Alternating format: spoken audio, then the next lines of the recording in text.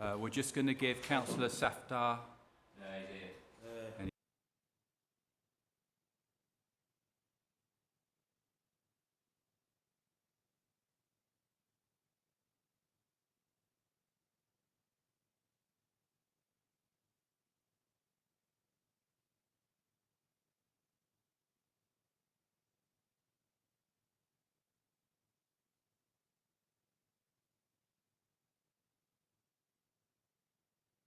Okay, all right, members, we're all ready? Yeah, good. Good afternoon, everybody, and welcome to the Huddersfield Planning Subcommittee. Item number 1, membership of the subcommittee. Chair, I'm Councillor Eric Firth. I'm substituting for Councillor Paul Davies. Thank you. I'm Councillor Beverley Addy and I'm substitute for Councillor Joe Lawson. I'm Councillor Ahmad Anwar. I'm substituting for Manisha. Councillor Imran Safdar.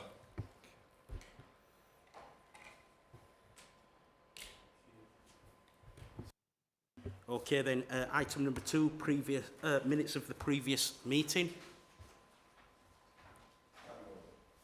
More hands moved. All agreed, yep. Thank you.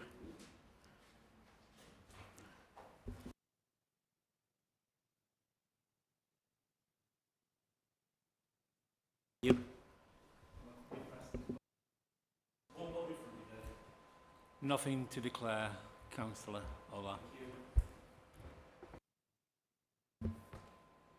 Non-chair. Non-chair.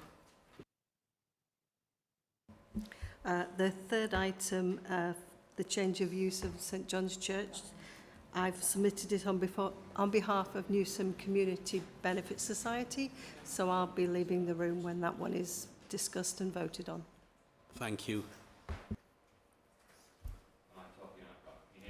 Yep. Yeah. So, same item, the St John's Church, Sheffield Lane, Newsham. I put money into the crowdfunding on it. So, yeah. Right, just bear with me. You put money into a fundraising for this. For the church. There's a GoFundMe page. I put £50 or something.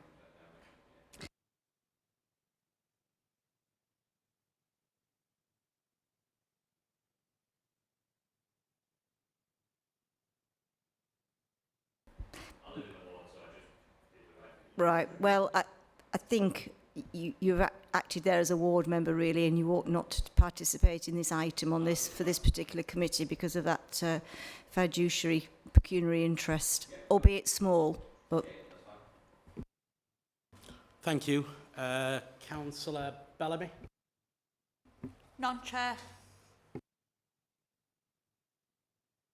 Nothing, Chair. None, Chair. Non-chair. Non-chair. Thank you. I've been lobbied on application 2023/90120, the application at School Hill. I believe I received some correspondence in the form of an email and maybe some plans. No response was given, and I didn't reply. Thank you. Okay, then, item number 4, admission of the public. Number 5, deputations and petitions. Number 6, public question time. None submitted.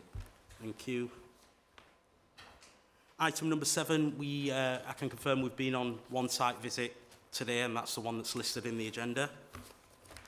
Thank you. Okay, first application then, page 11. Ellie?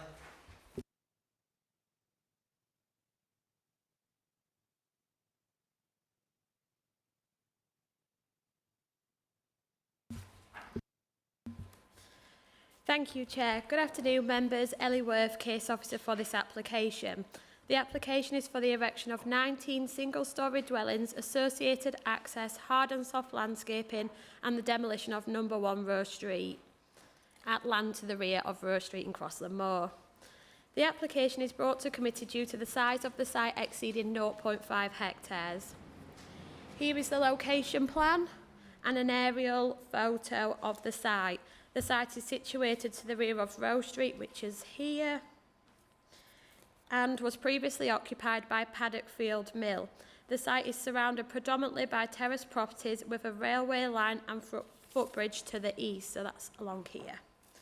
Having undertaken the site visit, it was evident that number 1 Rose Street has already been demolished, groundworks have begun, and the implementation of the previously approved 2016 permission is now undergo.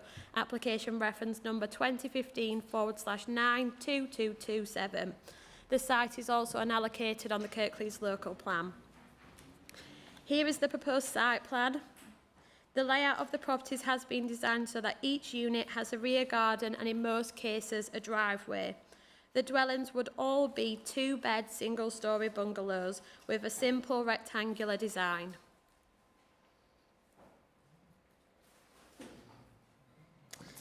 Here are the 3 house types proposed. There is a slight variation in the design.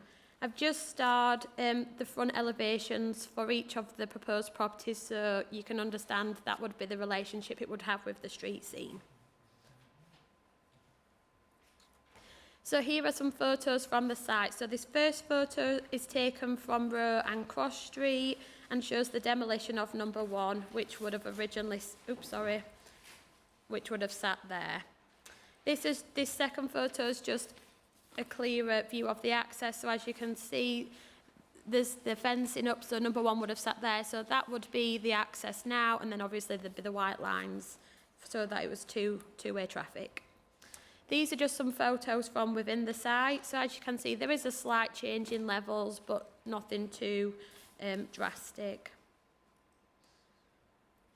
This is just a photo taken from the back, the entrance into the site looking back onto Rose Street, and this photo here is just taken to show the relationship in which the site would have with the rear elevations of Rose Street. So, and then this road is an access track to the back of these properties, which is also called Back Rose Street. These are just some wider views of the site. So this one's taken from the footbridge, so the site sits up down here. And this is taken from the recreation ground to the west, so the site lies behind the trees there.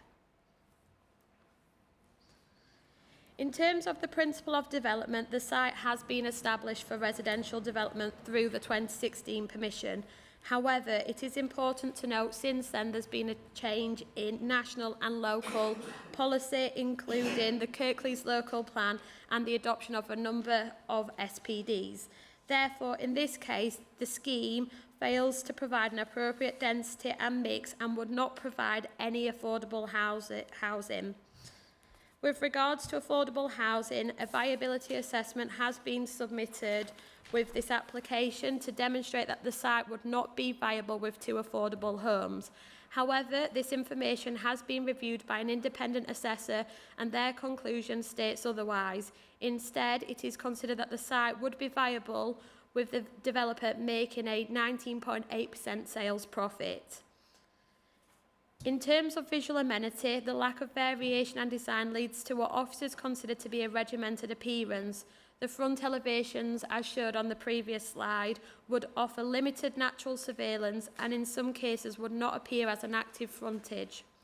Each house type is also detached, offering no visual change in the wider street scene. Semi-detached and particular terrace dwellings within this area are visible, and this would help to create a greater density on the site. Materials are brickwork with a slate tile effect, tile to the roofs in an area which is predominantly stone. The street scene, as you can see on the plan, would also be dominated by a sea of hard standing with limited soft landscaping and street trees. In terms of residential amenity, acceptable separation distances can be achieved to third-party properties, so those in particular along Rose Street along here and within the site. However, the scheme would fail to provide an acceptable standard of amenity for future occupiers due to the internal floor space being significantly below the guidance set out within the nationally described space standards. For example, the units are approximately 44 square metres compared to the 61 square metres that is set out in the guidance for a 2-bed single-storey dwelling. With regards to highways DM officers have raised no objection to the scheme. However, with regards to LP22, officers have concerns regarding the lack of, no visitor parking, and also the parking arrangement completely dominating the street's frontage. No information has been provided to show that a bin lorry can turn within the site to ensure that it can enter back onto the highway in forward gear. It's also important to note that the turning head to the south, so down here, is also proposed to be block paved, which would be suitable for a refuse vehicle. For this reason, KC Waste Strategy are in objection to the scheme. In terms of drainage, the lead local flood authority are also in objection as the information is considered unacceptable. From an ecology perspective, no information has been submitted and therefore the scheme fails to protect any species and provide a 10% net gain. As mentioned previously, there's also no street trees. One representation has been received, but this has been covered off within the Officers' Committee report. Therefore, officers are recommending refusal for the application, and just to summarise, the reasons for refusal are failure to provide an appropriate density, failure to provide any affordable housing, visual amenity and design, residential amenity, inadequate visitor parking, access and egress for waste and refuse and emergency vehicles, no ecological information, no incorporation of street trees, insufficient drainage and no meaningful open space. Thank you, Chair. Thank you, Ellie. There's no speakers, so it's straight over to the committee for your comments. Can I move refusal, Chair? This application fails at every level. I've read the paper comprehensively, and the officer's report is more than damning. Why it's here, I don't know. It just fails at every level. Thank you, Councillor Firth. Councillor Sokol. Yeah, Chair, I know in this area there is a need for single-story houses, especially for elderly people or older people. But as Councillor Firth has said, the report is and application is not right up to that, because the density is 27 houses there, yeah, and on these 2-bedroom houses, there is no mix of houses, yeah. It should be at least one bedroom or 2 bedrooms, especially elderly people, one couple, yeah. There is, and another thing is the design of the house is not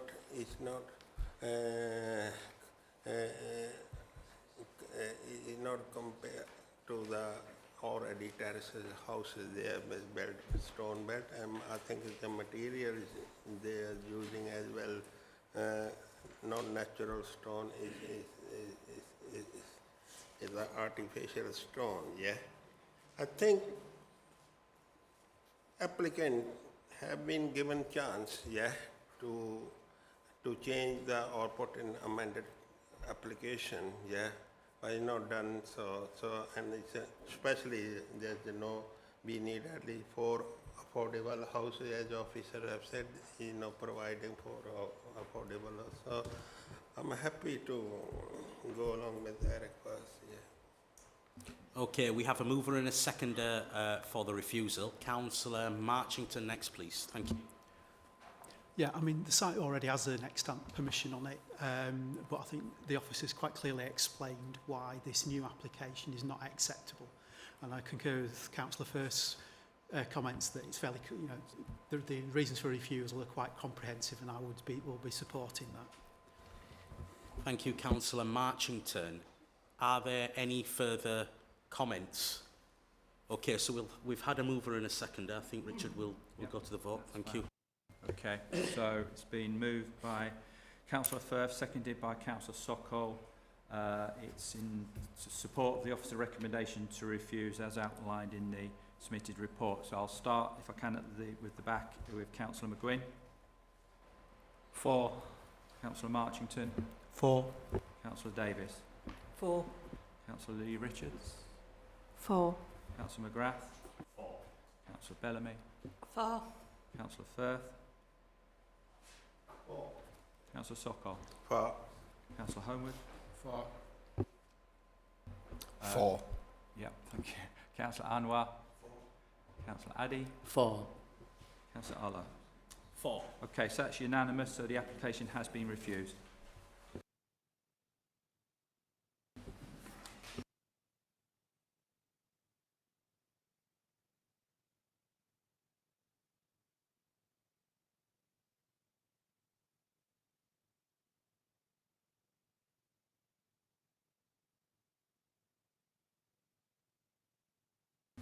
Thank you. Okay, the next application, page 35. John.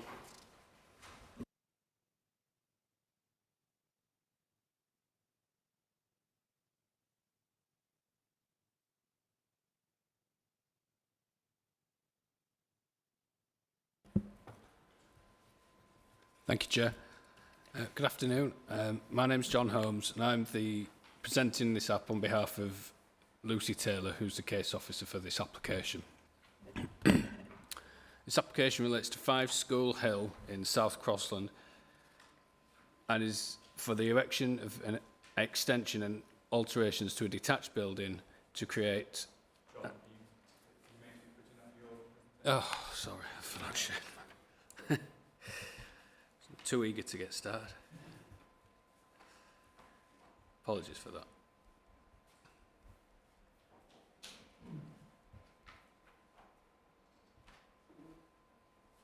Chair, sorry to interrupt.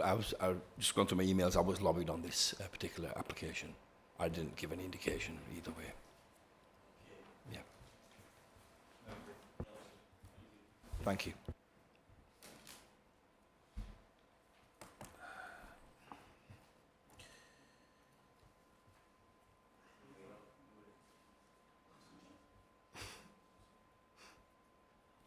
Right. I won't reintroduce myself. I'll just continue from where I'd got to. So, like I said, this slide shows number 5, School Hill. The proposals for the erection of extensions and alterations to a detached building to create ancillary accommodation. It's been referred to committee by Councillor Cowshit for the reasons set out in the officer report. The application site's outlined in red, shown on this plan here, and is located in the curtilage of number 5, which is located to the east of the existing dwelling house. The outbuilding was originally a stable block, however, it is now lawfully used as ancillary accommodation by a family member of the occupiers of number 5.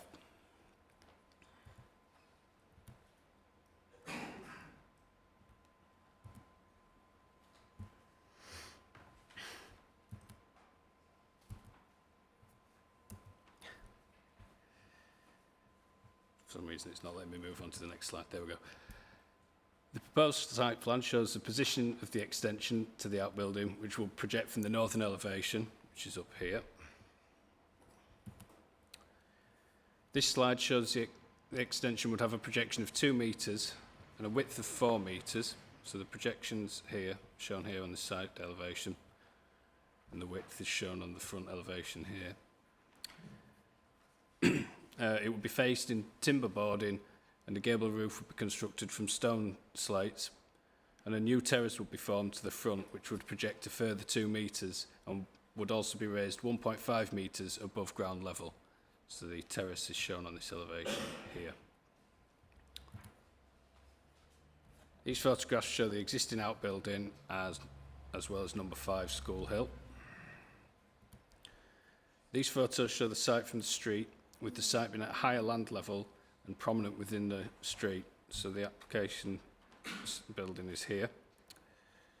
As set out in the in the officer report, the overall design, scale and siting of the proposal is considered to be visually jarring in the wider street scene. In addition, it's considered to fail to preserve the character or appearance of South Crossland Conservation Area. No public benefits have been demonstrated to outweigh this identified harm, and this conclusion is drawn having regard to discussions with the Council's conservation team, who confirm they are not in support of the proposal. In addition to the visual impacts, the application is brought to committee as it is concluded the development is inappropriate development within the green belt. This is drawn on the basis the proposal will constitute a disproportionate addition to the existing dwelling. This slide shows the dwelling as stood at the site in 1955, and subsequent additions are outlined in red. Collectively, these additions equate to a percentage increase of 122% to the original dwelling. As set out in the case officer report, it's considered to cause detrimental harm to the spatial and visual openness of the green belt through the extension of this prominent structure on rising land encroaching towards open countryside. Notwithstanding the conclusions in relation to the impacts of the proposal upon residential amenity and highway safety, the proposal is concluded to be unacceptable in principle and is also concluded to be unacceptable with regards to visual amenity and failing to preserve the character or appearance of South Crossland Conservation Area. Refusal for these reasons is therefore recommended. Thank you, Chair. Thank you, John. The first speaker then, Mr. Robert Grieve. Is Robert over here? Yeah. Good afternoon, Mr. Grieve. Welcome to the meeting. Hello, thank you for having me. I come to you unprepared and unrehearsed because what I need to articulate and convey I don't think is easy. It goes beyond words. This application isn't about planning regulations. This application is about honouring a promise. It's not about bricks and mortar. It's about love and compassion. I made a promise to my mother when I was a child. I promised her when I was rich, I would buy her and my father a house where they could live and I would look after them. And my mum, true to her nature, if I remember accurately, she laughed kindly and rubbed my hair and commented how lovely that would be. But I meant it seriously, and I've carried that in my heart all my life. It's a promise that I made to my father on his deathbed when he was given his terminal prognosis, when he was told that he only had a matter of months to live.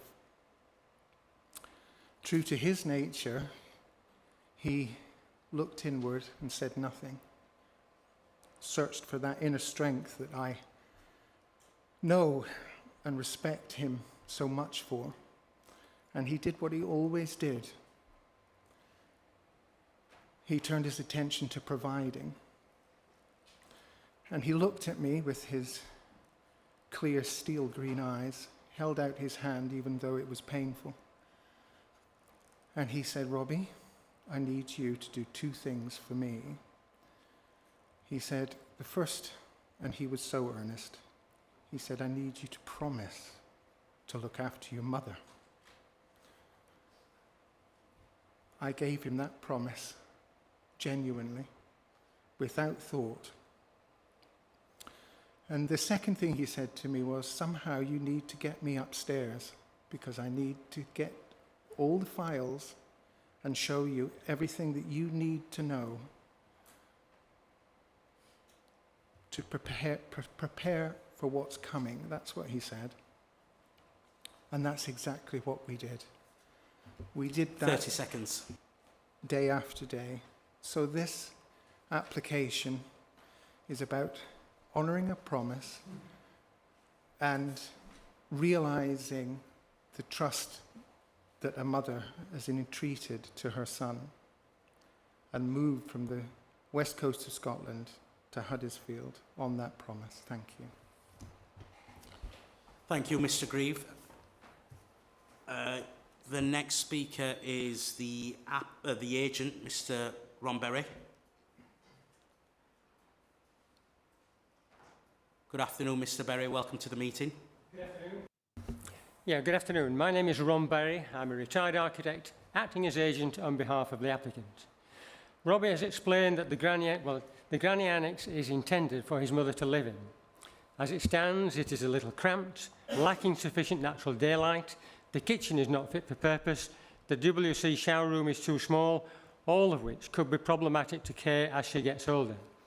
The National Space Standards recommend a minimum floor area of 39 square metres for a one-person, one-bed unit.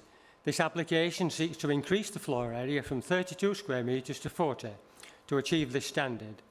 One of the social aims of the Netherton and South Crossland Neighbourhood Area Forum is to ensure housing meets the needs of all sections of the community. The proposal seeks to accommodate the extended family together to support each other, which must surely be a prime example of meeting this aim. I did explore extending the annex at the front, which was submitted to the planning officer in March, but it was agreed that this option was not viable. The proposed extension, therefore, has to be at the back. It will not be visible from the front, nor any of the other residential buildings in the local cluster. And you'll be aware from your tour this morning that there is only limited view of the end of the annex from a short section of School Lane due to the topography, the trees and the road dipping. You will have seen from the images I circulated that in 2010 there was a greenhouse on the terrace at the end of the annex. This proposed extension will only come out as far as that greenhouse. The planning officer acknowledged in her feedback that the existing annex sits uncomfortably with the host house. This is something I am keen to resolve to create a more comfortable relationship between the annex and the host house. Using timber and glass will create a softer appearance, which in my view will relate more sympathetically to the rear of the main building. Timber quickly goes silver and sits comfortably with natural stone. We have only just become aware from the planning officer's report prepared for this meeting that conservation and design do not support the use of timber and glass. Now that we are aware, my client and I are willing to review the elevational treatment and explore alternatives. We would be happy to remove the large glass panel which forms the west wall to the extension, but I do believe the glazing in the end wall is very important to Kay's quality of life with glaucoma and being an active artist. Her doctor says a high degree of natural daylighting is very important to her. There are many examples of using timber and glass in conjunction with natural stone in the countryside around Huddersfield and South Crossland. Using timber also enables a high level of insulation to be incorporated in the new walls to save energy. The next door neighbour supports the application and believes the proposed extension will make a big difference to the quality of Kay's life. Thank you. Thank you, Mr. Berry. We've no further speakers, so I think it's over to the committee, really, for your views and comments. Is anybody going to kick us off? Councillor McGuinn? Yeah, I think you have to have a certain amount of sympathy for the applicant. He wants to accommodate his mother in more comfortable surroundings. It's a very difficult decision we have to make, whether to look after the green belt and that's the aspect of planning policy, or to be sympathetic to the applicant. I'll wait and see what other members say, but I'm minded to support the application, but I'd wait till other arguments to propose I'm not proposing anything in it. No problem. Thank you, Councillor McGuinn. Councillor Sokol and then Councillor Safdar. Thank you, Chair. I fully understand the sentiments of the applicant and the promise he made to his mom or father, and he needs this place. But the sentiments of promise never overtake the rules, planning rules. It's very difficult. Yeah, I got a sympathy with the applicant, but it's not easy to overrule the rules made in the planning rules and regulation. I don't know. At the moment, the application is proposed. It's not easy for us to support it, yeah, unless the applicant come back with some other amended plans. I don't know. The main reason is the green belt area, yeah. We can't ignore that, yeah. So I think the applicant was given a pre-application advice by office at that time, and he did not take up that advice. I think he put to the application. So I'll see what other members say. Thank you.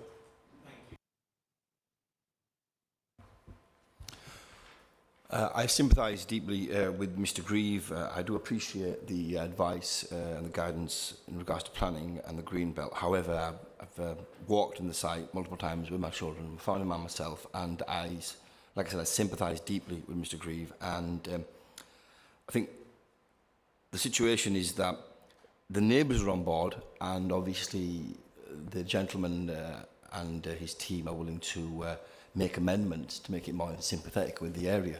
So I would, I think, I know it's a bit controversial, but I think we should support this application. Thank you. Councillor Homewood. Thanks, Chair. Yeah, I mean, I'm looking at two things. I mean, the first one is the impact on the openness of the green belt. I mean, looking at the views and stuff we've just been shown there, I'm not convinced this has a massive impact on the openness of the green belt personally, just from what I've seen there. I don't think it's a significant addition to what's already there, and obviously as you look at the property from the views that we were looking at, I don't see that it's going to fundamentally change the view of the openness of the green belt as somebody in that area walking past, driving past, whatever you might be doing. I suppose the secondary point is on the visual amenity, and does that impact on that? I mean, I'm not sure why, in theory, having glass shouldn't be acceptable as long as it's done in keeping with the wider property. I know there's been some suggestions that maybe there's work that could be done to amend that a little bit. But yeah, I'm just not convinced, based on what I've seen, that there's that much, that the impact on the openness of the green belt is that significant. So like other colleagues, I'm a bit unsure, but I have sympathy from what's being said from the applicant's point of view. Councillor Firth. Thank you, Chair. Obviously, we all made a site visit, or most of us, this morning, and I looked at the site and the host dwelling, which has clearly been extended. And then we have what formerly was a stable, which is now living accommodation. And we've shown the plans, that's historical plans. And it's grown like topsy as the building on this site. There's a bit here and a bit there, and a lot here with the first extension. And when does it end? I'm really sympathetic with the applicant, but nevertheless, as Councillor Sokol has said, we have rules and that cover the green belt. And where do we stop? To be honest, where do we stop? There are rules about the ancillary developments and extensions becoming larger than the host dwelling, and that's clearly happened. And to say, where will it stop? So I do support the officer recommendation. Are you gonna move I'll that? move it. Yep. Yeah. Okay, so we have a mover for the officer's recommendation to refuse. There isn't a seconded by Councillor Sokol. I think that what we'll do is we'll move to the vote, and because Councillor Safdie indicated support, I don't see another member. So are we taking the vote for the refusal first? Yes. It's been moved by Councillor Firth, seconded by Councillor Sokol. There's no other motion on the table as far as I'm aware. I just want to just clarify, did Councillor Safdie, did you actually move? Yeah, I moved to support Mr. And, I want to second. okay, so we've got that as a follow-up vote, potentially.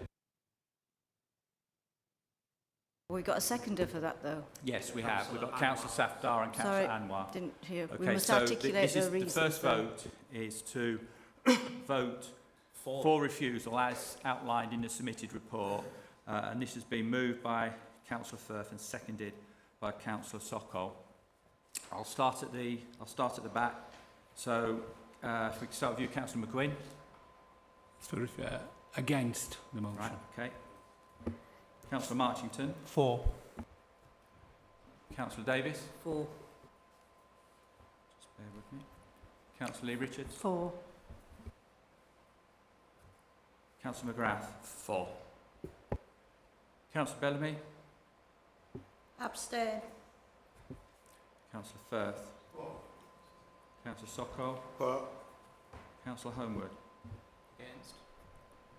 Councillor Safdar. Against. Councillor Anwar. Against. For. Councillor Addy. For. Councillor Ola. For. Right, so I'm just so you're clear, I've got 1, 2, 3, 4, 5, 6, 7, 8 members have voted for refusal, 4 against, 1 abstention, so that application has been refused in line with officer's recommendation. Thank you.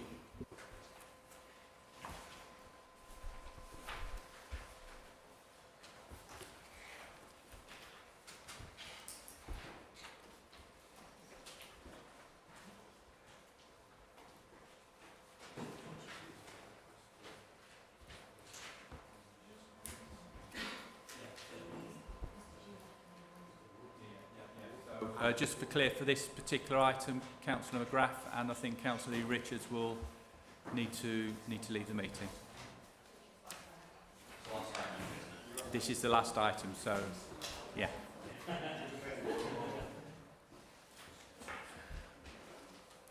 You're not allowed to go home, though. The smile on his face suggested otherwise. I expect you're waiting outside when we go.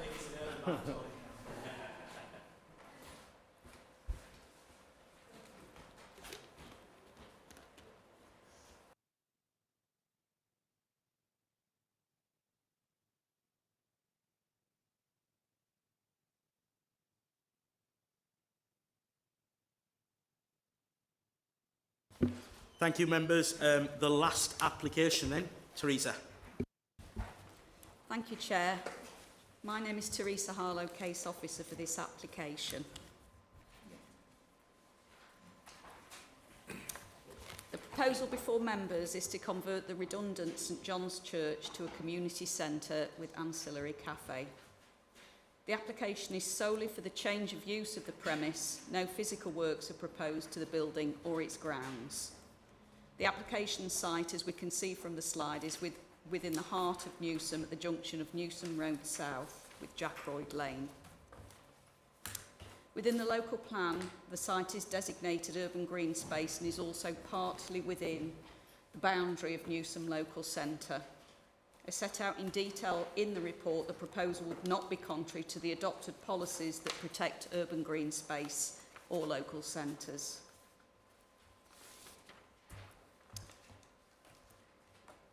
The site is surrounded by mature trees that are protected by a tree preservation order, and there are also residential properties.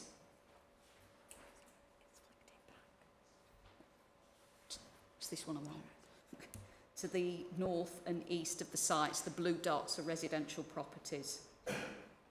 Subject to the recommended conditions, officers consider that the development would retain the amenities of nearby residents and avoid disturbance to the ecology of the area.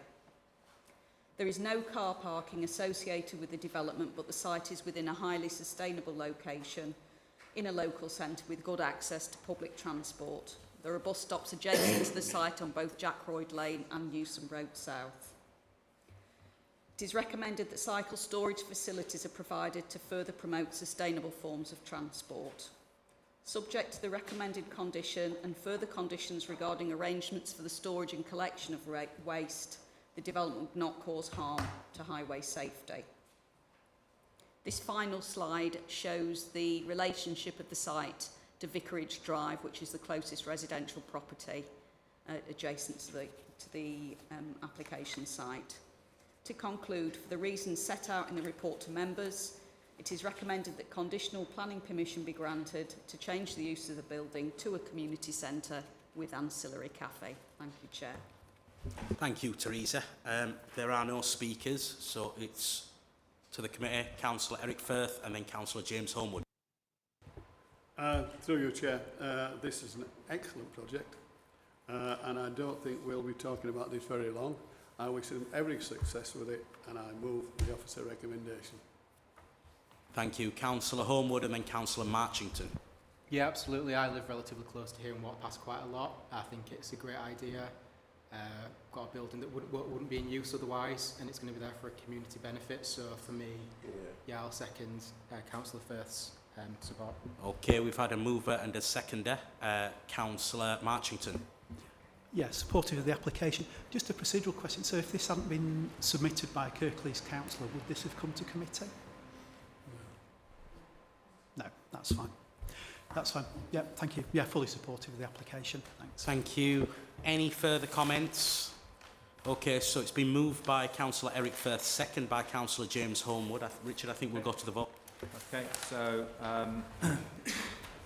so as Councillor Aller has said, it's been moved and seconded for approval of the application as outlined in the submitted report.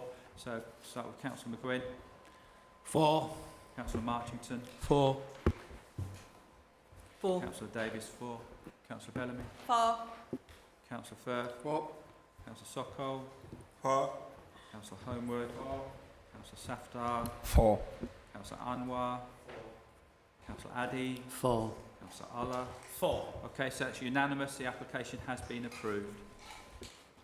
Thank you, everybody. That brings us to the end of our agenda and the end of the meeting. Thank you for your attendance. Until next time. Thank you.